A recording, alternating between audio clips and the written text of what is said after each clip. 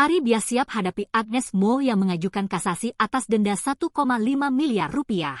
Agnes Mo memutuskan mengajukan kasasi atas keputusan hukuman denda 1,5 miliar rupiah berkait pelanggaran hak cipta di Pengadilan Niaga Jakarta Pusat. Mengenai langkah hukum Agnes Mo tersebut, pihak Ari Bias mengatakan siap menghadapinya. Apalagi, Ari Bias juga sudah memprediksi keputusan dari Agnes Mo tersebut. Kalau kasasi sebenarnya kita sudah prediksi pasti bakal kasasi, kita juga sudah siap menghadapinya, ucap Ari Bias di kawasan Kuningan, Jakarta Selatan, Rabu, 19 Februari 2025.